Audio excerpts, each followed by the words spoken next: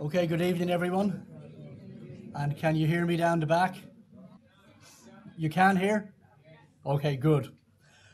We've cut out the middleman tonight, no chairman. So I'm just going to go straight into the talk. But I would like to welcome two members of the Oireachtas, Terence Flanagan TD, who we know to you all.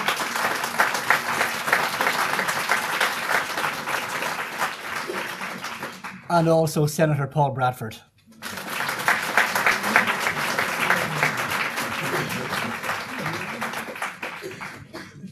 So they have very personal reasons to find the talk I'm about to give tonight relevant, I think it's fair to say.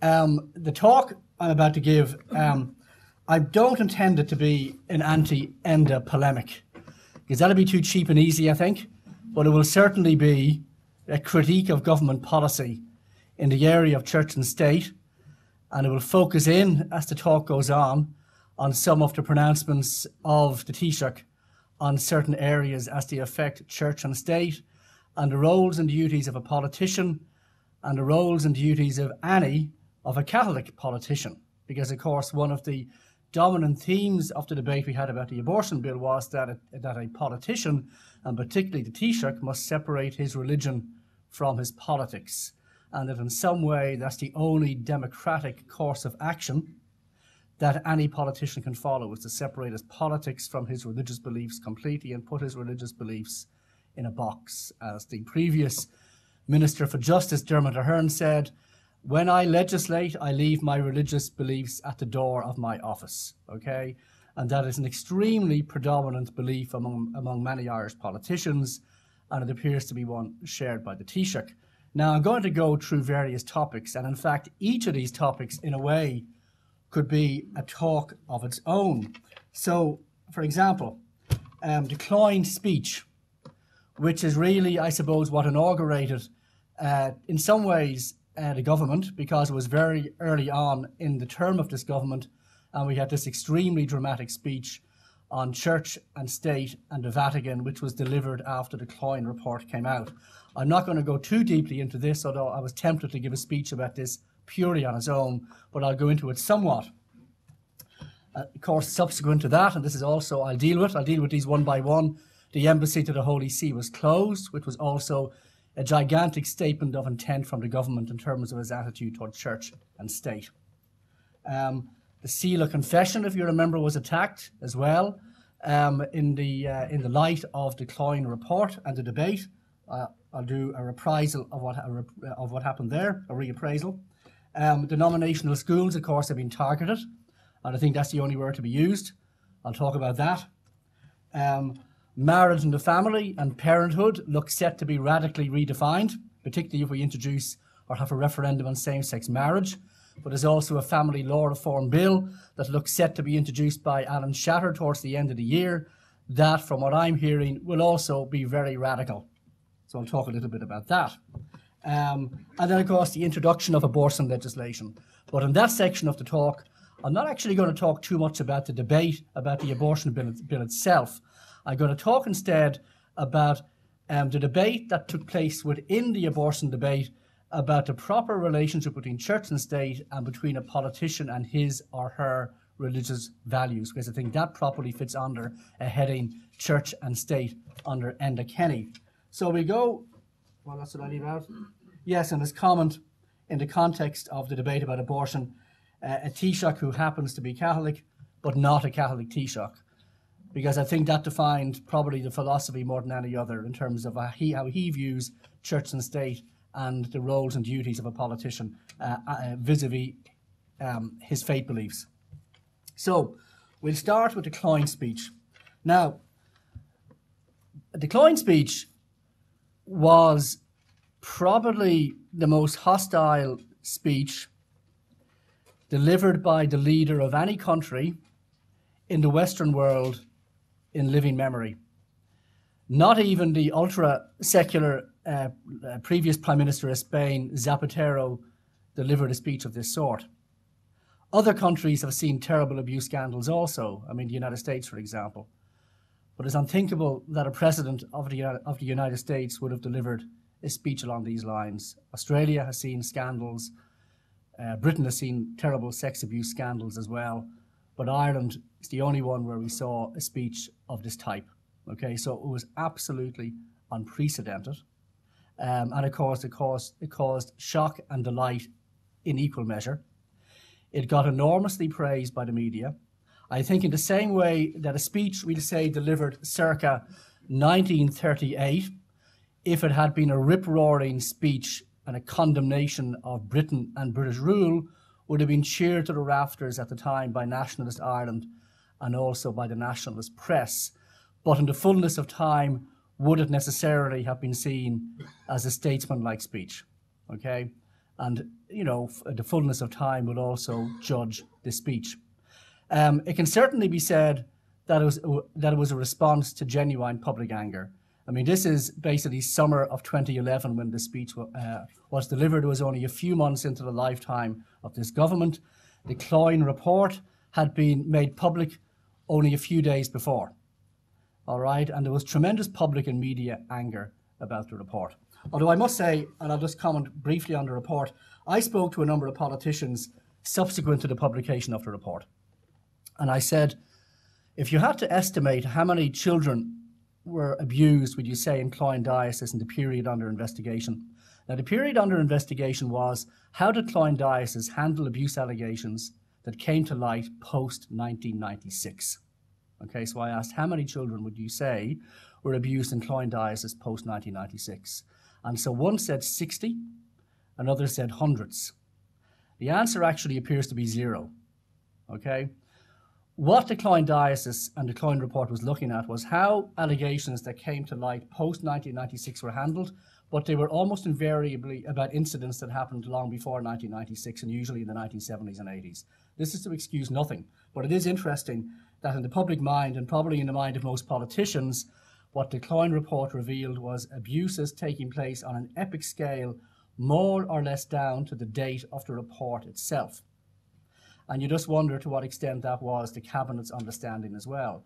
Now, if it was the Cabinet and the Taoiseach's understanding that there was abuses taking place right down to the present day, and that the Vatican had ordered a cover-up, then we can understand the anger that was unleashed in that speech, and particularly the anger at the Vatican. Because if you remember, there was an idea, and this was a quote from the speech, as recently as 3 years ago, there was an attempt by the Holy See to frustrate an inquiry in a sovereign democratic republic. Now, that is very much open to debate. And again, this is not to be a speech about the Quinn report, but that comment is open to debate. This was basically that the Dublin Commission, which is the Murphy report looking into abuse in the Dublin diocese, had written to the Holy See looking for information, and the Holy See said, look, the normal thing here to do is write to us via the Department of Foreign Affairs. And it left it up to the Murphy Commission to write via the Department of Foreign Affairs, and it didn't do that. Now, we can accuse the Vatican of being obsessed with protocol, but I don't think that amounts to frustrating an inquiry in a democratic republic, all right? I don't think that was a fair accusation to make. There was also, at the time of the Quinn report, and it was an accusation, and it was true, by the way, that a cardinal, going back to the 1990s from the Vatican, who came to Ireland and spoke to the bishops, expressed concern about a requirement in the bishop's own child protection guidelines that every single allegation had to be reported to the police. That is mandatory reporting. And so it caused a lot of annoyance that this Vatican cardinal, Cardinal Hoyos, was against mandatory reporting.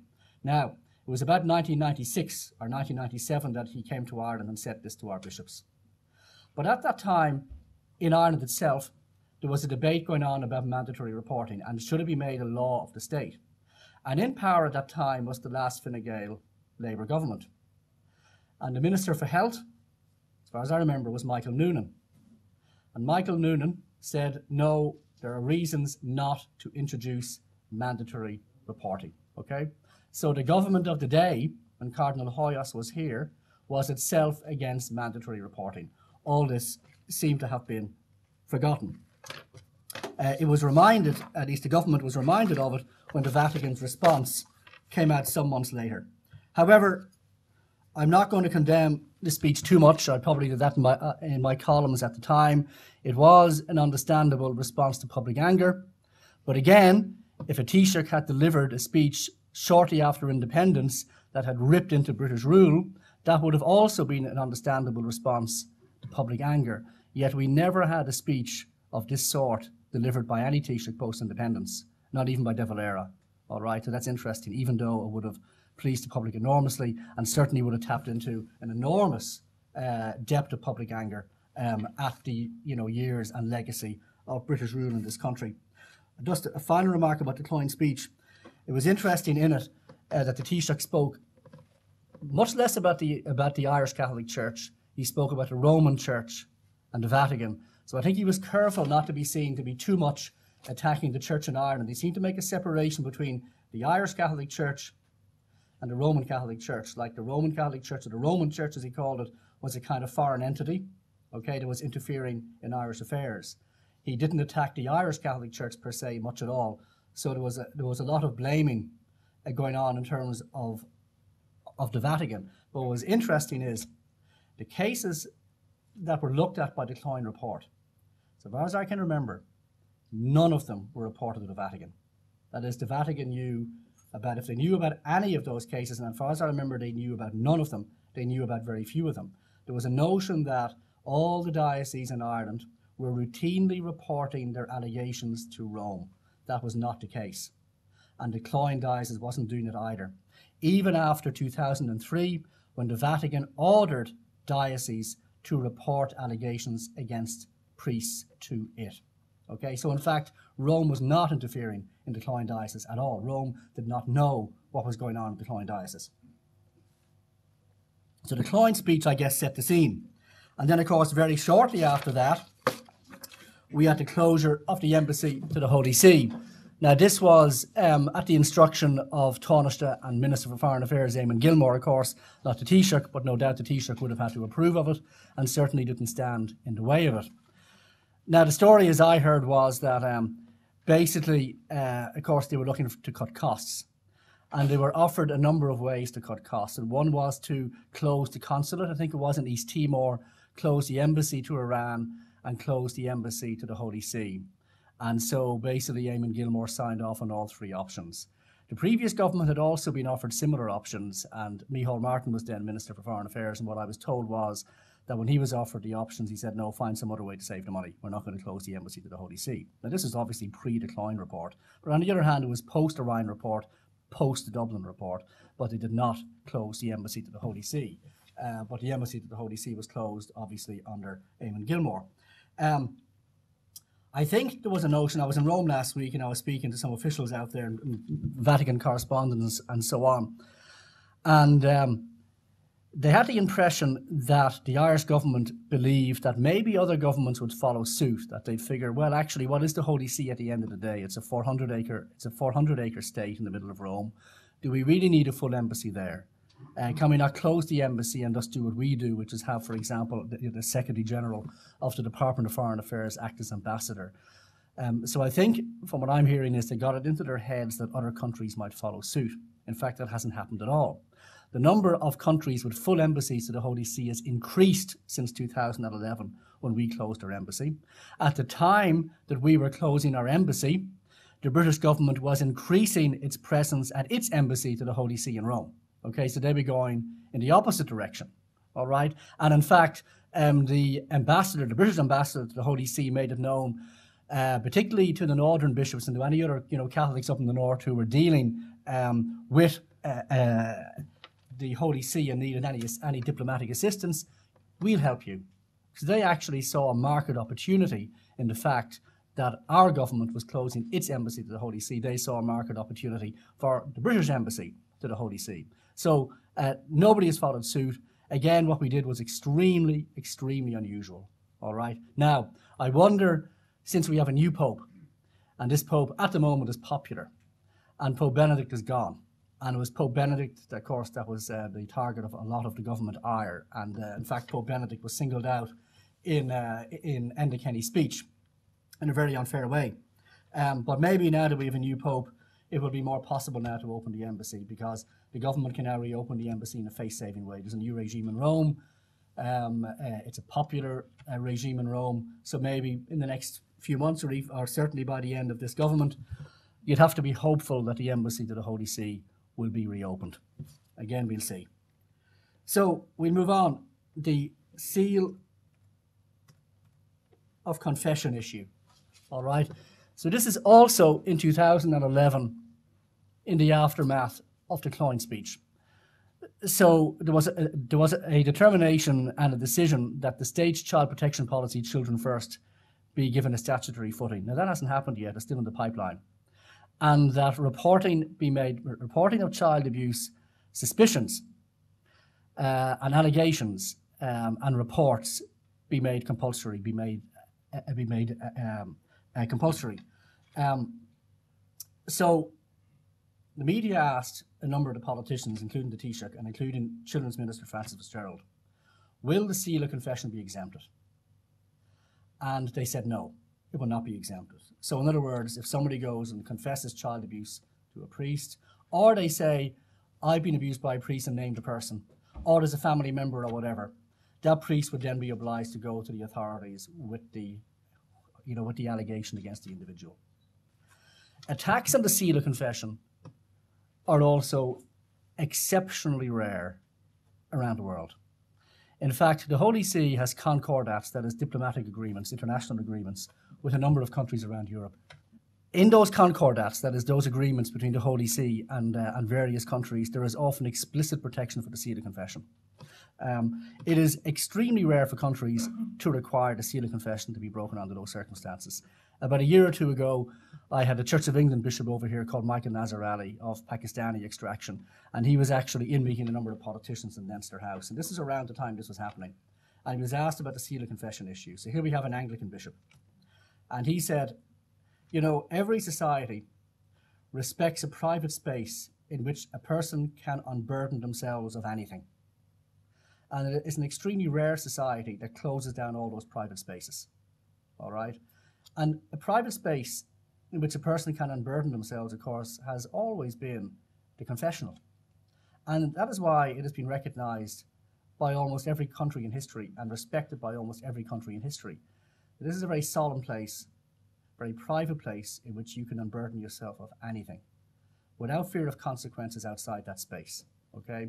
And of course here, it is actually not so much the person confessing to the priest, it is the person confessing to God through the office of the priest. And what the state has now said is we are now attaching a condition under which you can gain access to one of your sacraments. If you have something like child abuse to confess, we will attach conditions to this. We will oblige the priest under law to go to the police with the allegation of what the report they have heard. I would have to give your name. Now, no priest is ever going to do this, okay? And in practice, short of some sting operation where somebody goes into a confessional and pretends they have committed this crime and then tries to find out was their name reported to the police, in practice this law is unenforceable. But the intent of the law is there all the same. And of course, if anybody had a genuine fear that their crime would be reported to the police having confessed it, they would never go to confession. And confession is a path to healing, okay? It is a path to repentance. And this would be cut off to people who have committed terrible crimes. And that is a very odd and a very terrible and a very counterproductive thing to do, even from the point of view of child protection. So the lack of an exemption in this proposed law for the seal of confession is completely perverse, but is ultimately simply crowd-pleasing and media-pleasing. In the United States in 2002, there was also a huge scandal then about revelations in, for example, Boston Diocese, okay, about child abuse there. And the scandal went nationwide. And a number of states, I think one of them was Maryland, decided we are going to introduce a law that will require the breaking of the seal of confession. The bishops in America rebelled against this, and they got many Catholics to contact their politicians to express their disgust and opposition to what was happening. And the governments in these states, including Maryland, backed down. I think there's one or two American states do require the breaking of the seal of confession, because each of the 50 states can do their own thing. But again, very rare. And what's interesting is, Catholic public opinion was mobilized against it. There was no real attempt here to mobilize opinion against what the government, was intending. I don't know what would have happened if they had tried to mobilize opinion. Would ordinary mass-going Catholics actually have contacted their politicians? That's hard to tell. In America, they did, but possibly the Catholic Church here is so weakened that if the bishops had tried to take a lead on it, first of all, of course, they'd have been slammed by the media, okay, given the record on child protection, which is abysmal. But second of all, would Catholics actually have listened to them? And would they have contacted their politicians? We don't know. It's now a moot point. But this law is still not law. So it's still theoretically possible, actually, to insist upon some kind of an exemption for the seal of confession. And this issue can be revisited. I doubt if it will be, frankly. But Cardinal Brady, to give him his due, did speak about this. I remember he was condemned for the Irish Times for daring to defend the integrity of a Catholic sacrament. So we've reached a pretty rum state when a Catholic bishop is discouraged from defending the Catholic sacrament. Okay? I mean, we talk about separation of church and state, but if the church can't even defend its own sacraments, by golly, we're in trouble. So that was the seal of confession. And that's probably been forgotten by most people. I mean, by the way, the countries that historically have required the breaking of the seal of confession on all kinds of issues, England in penal times, countries that were in the midst of kind of a very militant phase of the Reformation. Also totalitarian states like the Soviet Union. Apart from that, very few countries, particularly democratic countries. But even to this day, authoritarian regimes around the world, exceptionally rare to require the breaking of the seal of confession. So we're very rare in that we do not have an embassy to the Holy See. I think we're the only Catholic country in Europe. I think Malta has some kind of a small presence there as well. Malta is a very small country. But apart from that, we are it in terms of not having an embassy to the Holy See, and we're almost unique in requiring the breaking of the seal of confession. The seal of confession is not named in this proposed law, but it's not exempted, and that's the important thing. So, denominational schools. Upon taking office, Education Minister Rory Quinn, and this is partly prompted by the Catholic Church itself, because the Catholic Church itself has admitted that it has too many schools, that it has too many schools compared to the actual existing level of demand for them today, and so is willing to hand over a certain number of its schools to new patron or management bodies, including Educate Together. All right? But Rory Quinn wasted no time in setting up a forum to examine this issue called the Forum on Patronage and Pluralism in Primary Schools. But it kind of widened its remit, because one of the things it decided to do was not only look at how many Catholic schools might be handed over to new owners, but what would happen to the remaining Catholic schools. What should they do in terms of their ethos?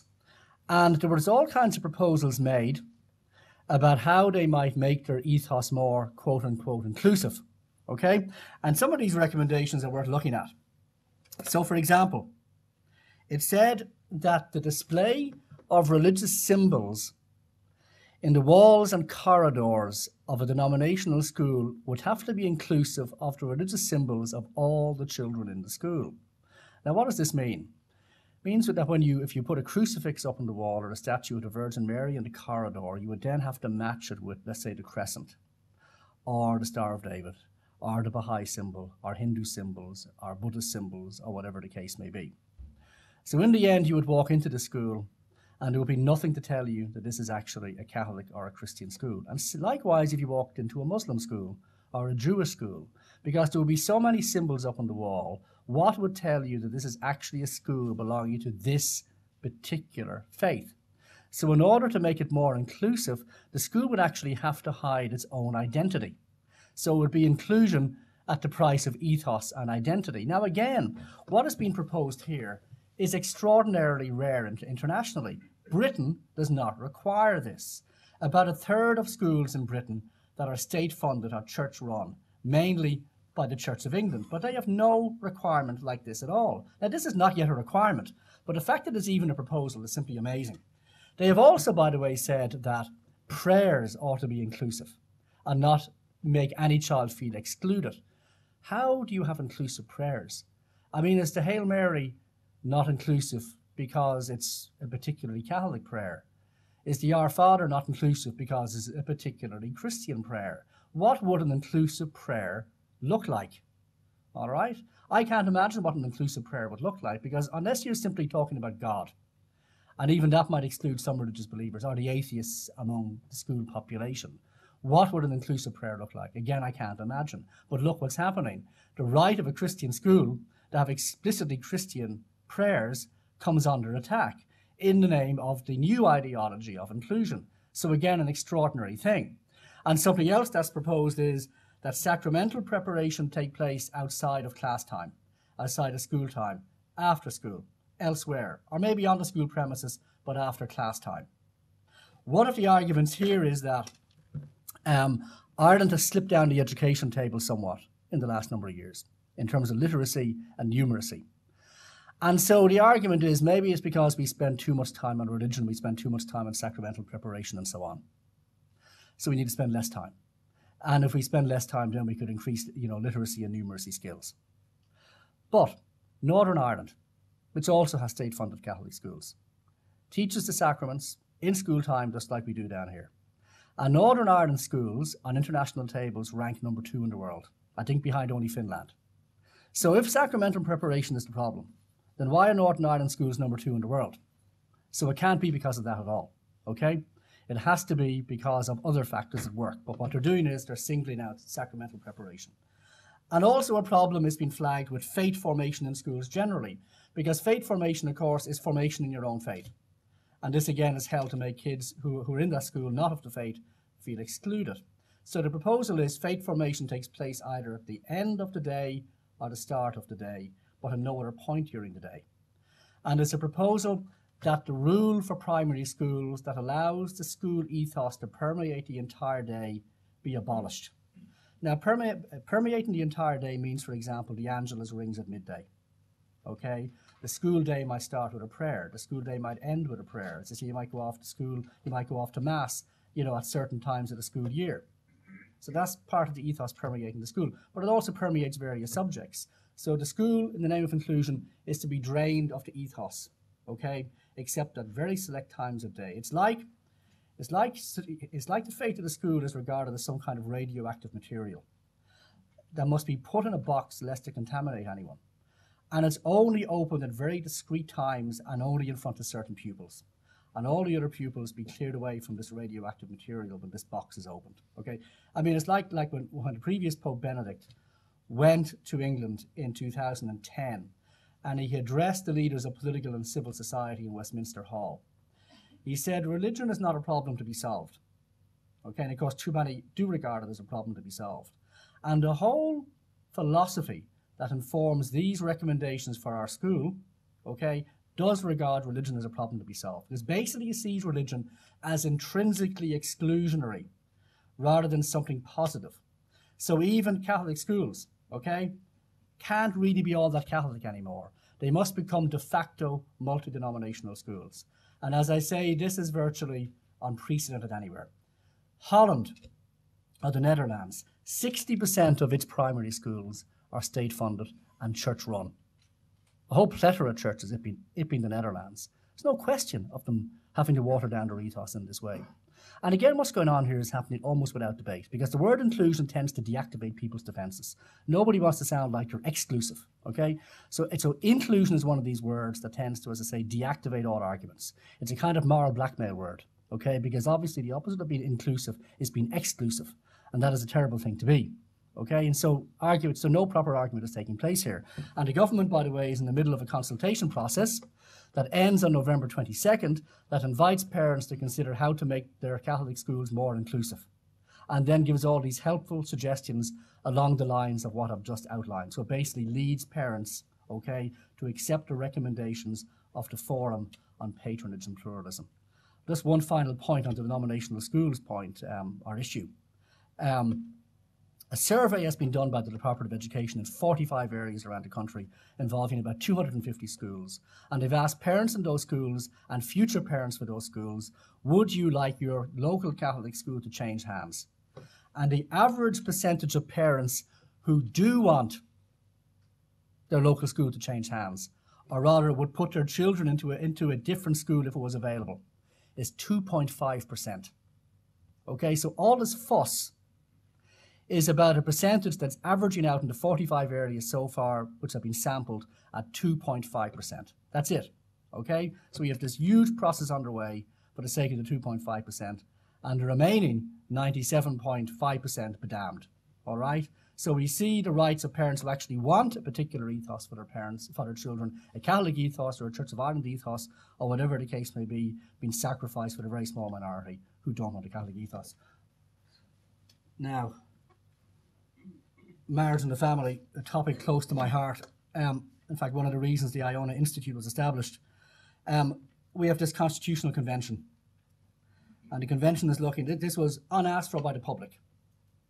It's looking at all kinds of topics that have been suggested to it mainly by the Labour Party and an increasing number of NGOs, which have the usual kind of, PC agendas.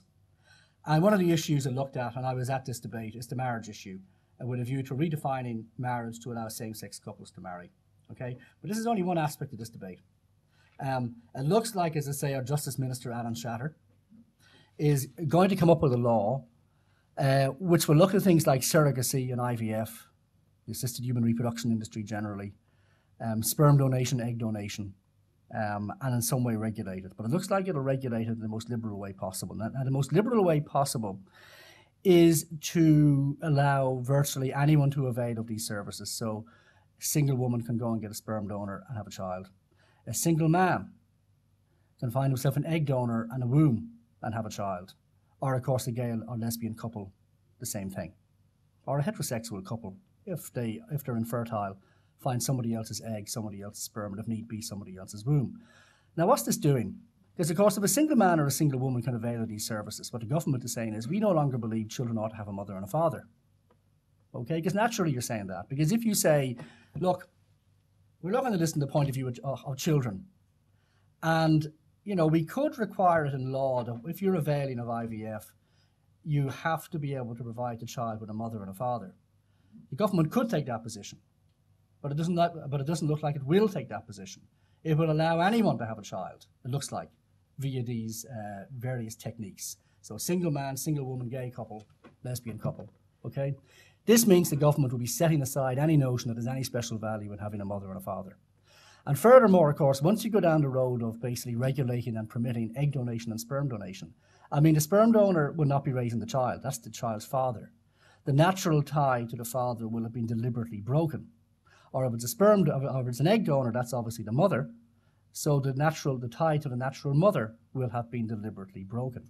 This is an extremely radical way of looking at the family, because it says the natural ties are of no value and can be deliberately broken. And having a mother and father is of no value, so gender doesn't matter to the upbringing of children. So you end up with a view of the family that is degendered and denatured, okay?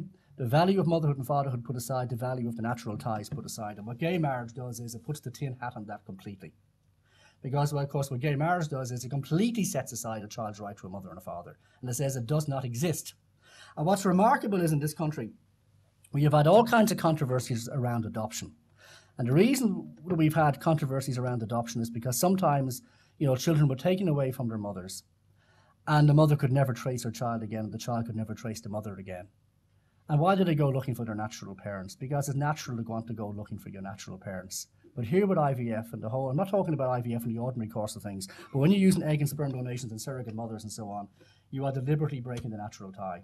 We see the consequence when adoption was handled badly. And we are determined to learn no lessons from this whatsoever. It is absolutely extraordinary. We watch programs like Who Do You Think You Are, where celebrities go looking for their family trees, okay? A child who doesn't know its natural roots will never be able to go looking for their family tree. We've just had this thing, The Gathering in Ireland, but I think it's still going on. I was one of them myself in Limerick, because my mother was from Limerick, and everybody was able to find out their first and second and third and fourth cousins. The only way you were able to do that is because you knew who your natural mother is, who your natural father is, who their brothers and sisters were, who their cousins were, okay? You could trace your family tree. This involves a deliberate scrambling of people's genealogies, all right? But genealogy is important, or The Gathering wouldn't have happened. Programs like Who Do You Think You Are would not be popular. Adopted children wouldn't be going looking for their natural parents. So it looks like this bill is going to suppress all that and pretend none of this is important. And none of this is part of the human condition and the human instinct.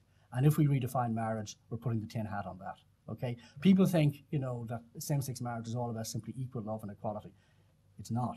It is about completely redefining parenthood denaturing and degendering the family. That's what Irish people would be signing up to if this is the road we go down. Now, the abortion legislation would get me, I suppose, to the meat of the whole thing. I'm not actually going to talk particularly about the legislation itself. And instead, I'm going to talk about the debate that took place around things like conscience, the whip, which would be very relevant to some of the politicians here. And I saw Peter Matthews come in. I think he deserves a round of applause also.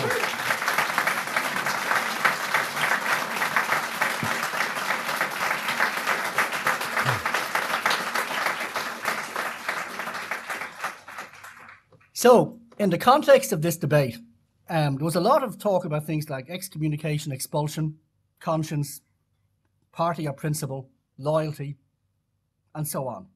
All right? So, let's look at this. Cardinal Sean Brady, in response to a question about can a politician who's voted for abortion receive communion? And also the incoming Archbishop of Armagh, the coadjutor Archbishop of Armagh, Eamon Martin, was asked a similar question. And so basically what they said was, well, strictly speaking, if a politician votes for abortion, they exclude themselves from being able to receive communion. In other words, they're self-excommunicated. But they never said that they would be formally excommunicated. There was still uproar at the possibility that the church would do anything like this, okay, that it would impose any kind of disciplinary measures upon its members whatsoever. The Taoiseach was asked about this, and after Cardinal Brady made his comment, okay, and what he said was, well, I have my own way of speaking to God, and it's not for me to comment on that. I don't know if you remember that. Yes. All right, now, I'm going to look at this first. Just look at that sentence, I have my own way of speaking to God, and it's not for me to comment on that. This is actually a completely individualistic view of what it means to be a member of a church, okay? It actually is a way of kind of nullifying membership of a church completely, because it is a very radically individualistic way of looking at it. It'd be like, I mean, imagine if he had said, I have my own way of being a member of Fine Gael. You wouldn't like that. All right? So, you see, when you belong to something, okay, you know, it tends to carry, you know, certain responsibilities. And you see, what we have here, I suppose, is there's all kinds of communities which we belong to. We might belong to a sports club. We might belong to a political party. We might belong to a church, a trade union. You know, you keep multiplying it out. And usually when you belong to something, you know, you don't approach it just as an individual, okay? You now know you're belonging to something bigger than yourself. And this brings with it certain obligations, all right, certain responsibilities. It's not all about you anymore.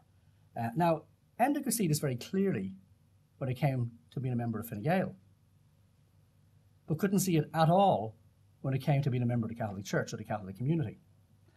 He made this kind of radical distinction in his mind between these two things. So Fine Gael, this carries an absolute responsibility. Being a member of the Catholic Church seems to carry none at all. Completely individualistic approach to this. And I'm not singling him out because many politicians, it seems to me, have the same idea. But you can see what I'm getting at, okay? Being a member of the Catholic community seems to carry no obligations and no responsibilities, but being a member of Fine Gael, particularly the party, carries total and utter moral responsibility. And the penalty for breaking this must be absolute. And you see, we have the kind of irony as well. You were certain politicians getting extremely upset at the idea that they might be excommunicated from the Catholic Church or, you know, forbidden from taking the sacraments because they had voted in favour of abortion.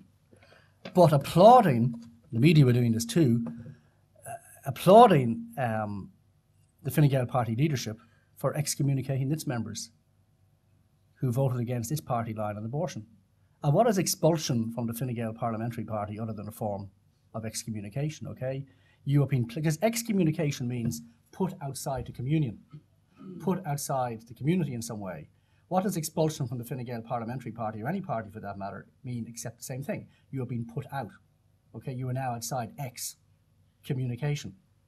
It is exactly the same thing in terms of the kind of disciplinary procedure that it entails, all right? But no irony was seen whatsoever. And the Taoiseach was praised to the hilt by the media for taking this extremely tough line.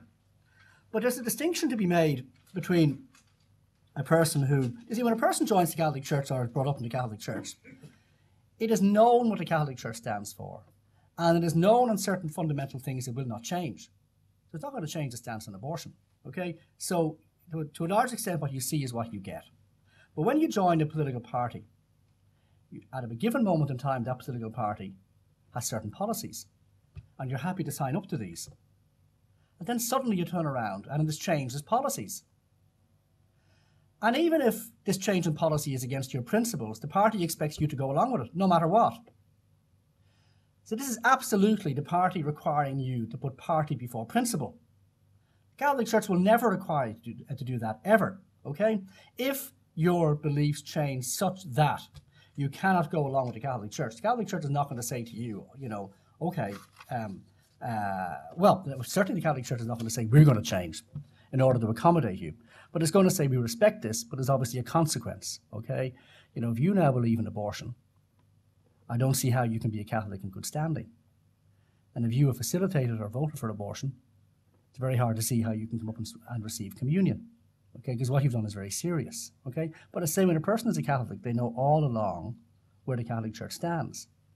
But when the members of Reform Alliance in this room tonight joined Fine Gael and ran in the last election, they knew there was a promise that Fine Gael in power would not legislate for the X case. And then this changed. And the members of Reform Alliance were simply expected to go along with it. And the ultimate penalty was imposed on them for not going along with it, for not putting party above principle. All right? So we see that, the ultimate sanction imposed on them, even though they were actually sticking to the promises that the party had originally made. This is quite a remarkable thing. This is the way the party whip works in Ireland. It is far too strict. But again, the Taoiseach is praised because of this. So an extremely individualistic attitude to his own faith. But when it comes to the party, not the individual, comes first, even when the party changes its policy, even when the party changes its principles. So we see multiple contradictions going on there. Now, also in the debate, this is when it was getting close to the vote, he says, I'm a Taoiseach who happens to be a Catholic and not a Catholic Taoiseach. A few other words, a Taoiseach for all the people, that's my job. Now, look what's going on here. There's a notion that if you're a Catholic Taoiseach, you cannot be a Taoiseach for all the people. You were elected to be a Taoiseach for all the people, and it is impossible for a Catholic Taoiseach to be a Taoiseach for all the people. So you've got to separate your Catholicism as a Taoiseach from your role as Taoiseach and as a politician and as a Democrat. Now, I find this actually ultimately to be an undemocratic and anti-democratic proposition for reasons I'll explain. But this is an incredibly common belief, not just with the Taoiseach, but among many of our politicians. I remember when he says this in the Dáil, Rory Quinn was sitting beside him, nodding his head sagely as this was uttered. Okay, this, by the way, is supposed to be something similar to what President Kennedy said when he was running for election back in 1960. He didn't actually quite say that. In fact, what he said was, I would always obey my conscience. I will not be dictated to by outside religious authorities. But what he said was, I'll obey my conscience. And what he basically said was, if my conscience ever put me in conflict with my role as a politician, okay, I would basically resign. All right, so he was putting his conscience first. Now, was the Taoiseach allowing his fellow politicians to put their conscience first? The answer is obviously no. If in fact he had been following President Kennedy, who he has quoted in this debate, had he been actually copying President Kennedy, he would have said, put your conscience first. Okay? Now, he might have said, suffer the consequences. But I don't think the party whip need be imposed that strictly in Ireland. Most other countries don't do it. Britain recently had a vote in same-sex marriage. It allowed a free vote. Australia has had too, a free vote. France did, a free vote. We won't allow a free vote on that. You can be absolutely certain of it.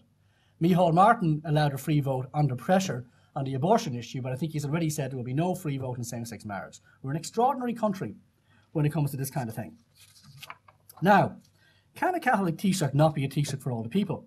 Now, if a Catholic Taoiseach favours Catholics, then he's not being a Taoiseach for all the people.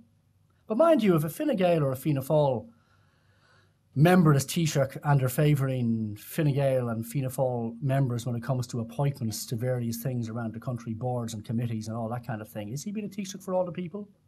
I mean, why, if you're a Taoiseach for all the people, why are you favouring members of the party when it comes to appointments to this, that and the other council or committee or board, or whatever the case may be? There appears to be a bit of a contradiction here. And of course, if you go back to the past, I mean, if a Catholic Taoiseach says there must effectively be a state church, you're obviously not being a Taoiseach for all the people, or a Prime Minister or President for all the people. However, the Catholic Church has a view of the common good.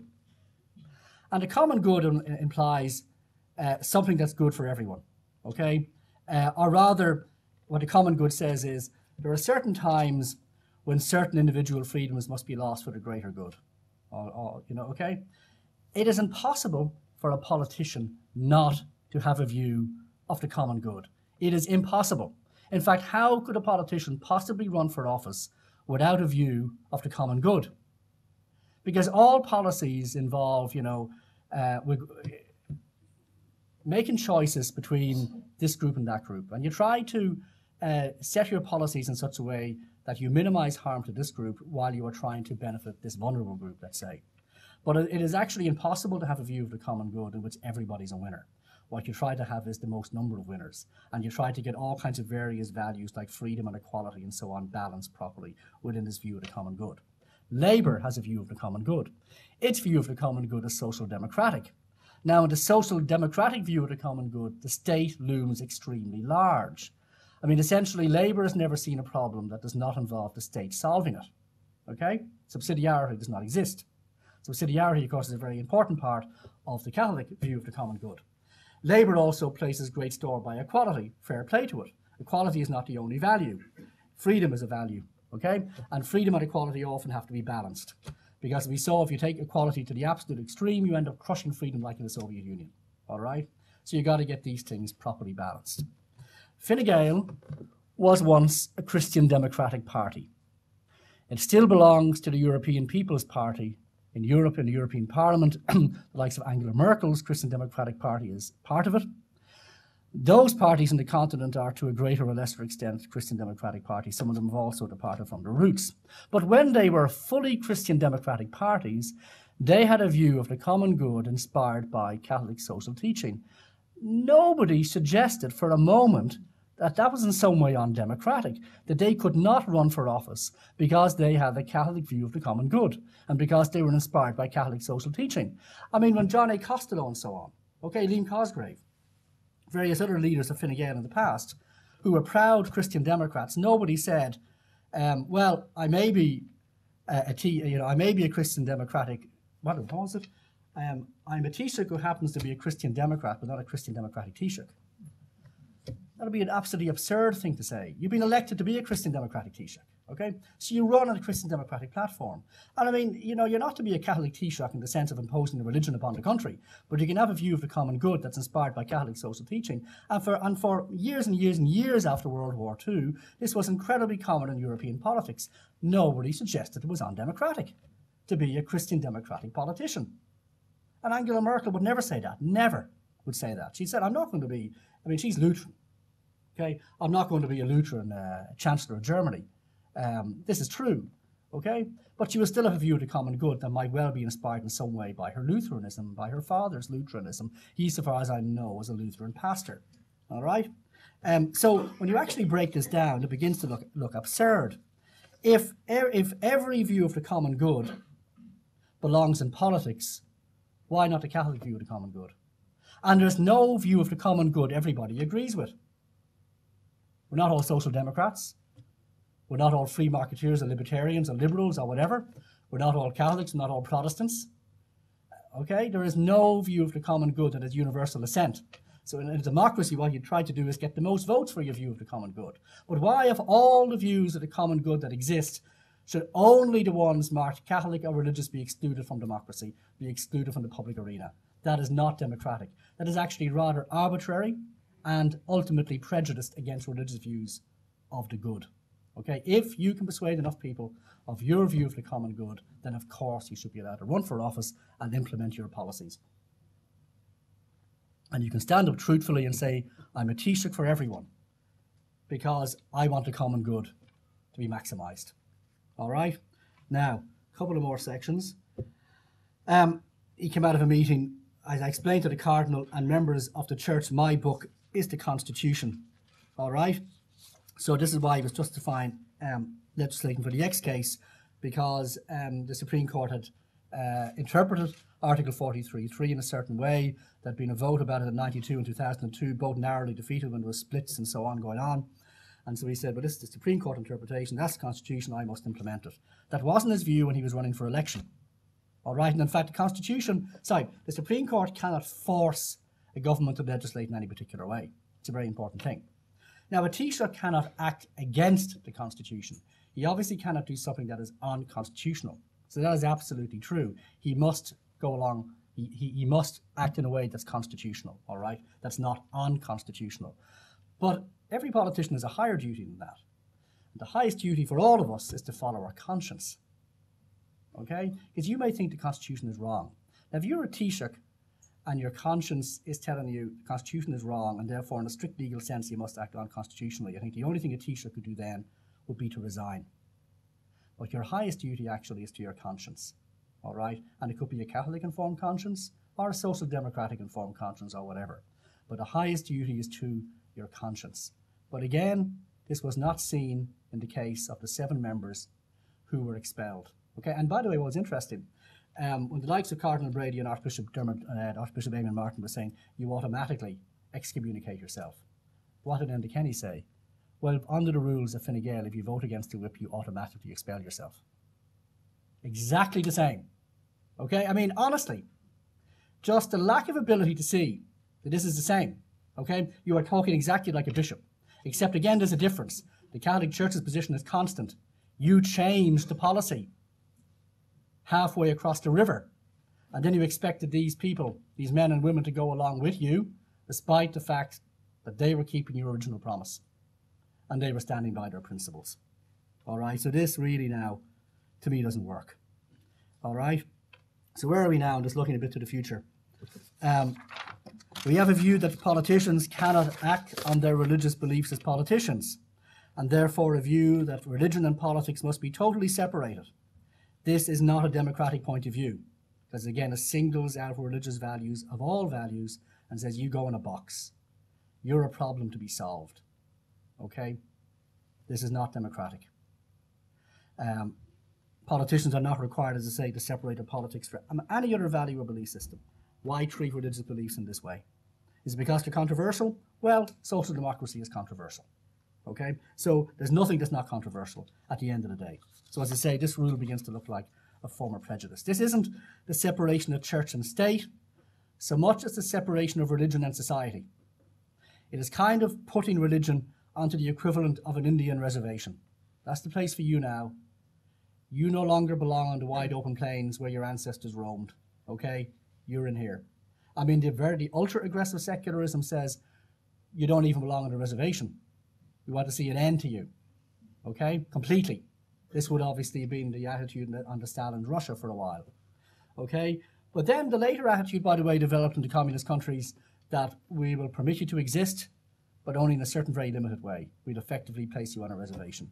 And there's a type of secularism abroad in Ireland that's very similar to what existed in late communist Eastern Europe. It's what I call Erich Honecker secularism. He was the penultimate leader of East Germany. Okay? You can exist but in private only. And I often go around to church groups now and I say, do not live on a reservation. We need to be Geronimos. Okay? We need renegade Indians who will say, I will not live on a reservation.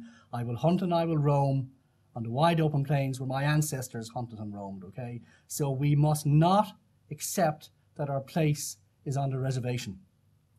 And we have too many.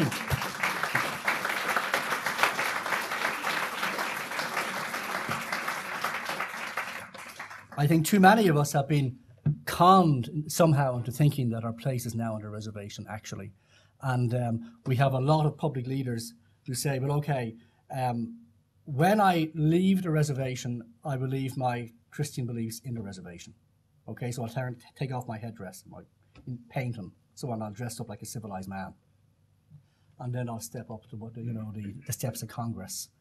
or walk into Leinster House or whatever the case may be. Again, no. All right? I mean, we have our own view of the common good.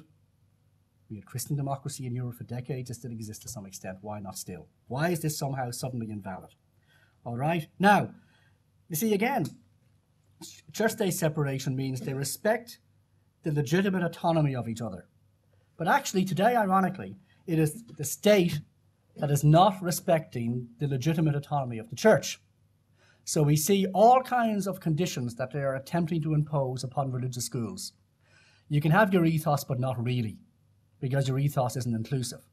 It's exclusive, and it's prejudiced and sectarian and all the rest of it. So we're going to interfere with your schools and impose all kinds of conditions upon your schools. That is interference in church-state separation. It's no good saying the schools are publicly funded, by the way, because the Constitution says parents decide the kind of education their children should get, and the state acts as their servant. So if a sufficient number of parents want a Catholic education, the state is absolutely constitutionally bound to provide the education or to fund the education out of our money that we think our children should get. The state should never be in a position to dictate the education our children get. It should only stop certain extremes, that's it. But it must allow, a maximum latitude to parents. So if they want a Catholic education or Church of Ireland education for their kids, then that must be provided out of public funds. All right? But we see now the state interfering. Look what happened to the Mater Hospital and St. Vincent's. This is incredible. This actually, in international terms, was the most extreme element of the so-called Protection of Human Life During Pregnancy Act. Very few countries require, even the ones with the most liberal abortion regimes, require Catholic hospitals to perform abortions under certain circumstances. Now we have a case where a Catholic hospital, under this law, St. Vincent's and the Mater, they're named in the bill, or the law, would have to perform abortions if a woman was deemed to be suicidal. I find it incredible that both hospitals, by the way, acceded to this. What they should have said was, we will continue to provide the best possible care to pregnant women, as we always have, but we will never perform abortions on the suicide ground. And put the ball firmly back into James Riley and the government's court. And let's see what they do.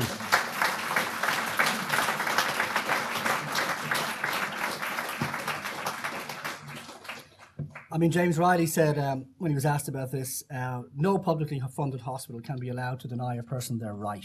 Okay? But what is a right? Okay? I mean, this is a very subjective and arbitrary thing. You see, this again, you cannot avoid having a view of the common good. You cannot avoid having a particular view of human rights, and it will inevitably be controversial with some people. So the government is pretending there's some kind of neutral position it can hold for all people.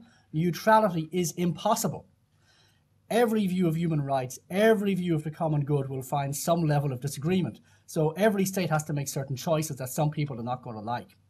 But what's happening here is, it is attaching itself to a view of human rights and the common good that is bearing down hard on the freedom and autonomy of religious institutions like hospitals and schools and individual doctors. We now have something under this law called, it's not called this in the law, but it's called it morally and philosophically forced referral, where you are required as a doctor, if a woman is seeking an abortion under our law, to refer her to a doctor who will facilitate her wish to have an abortion under the terms of the law.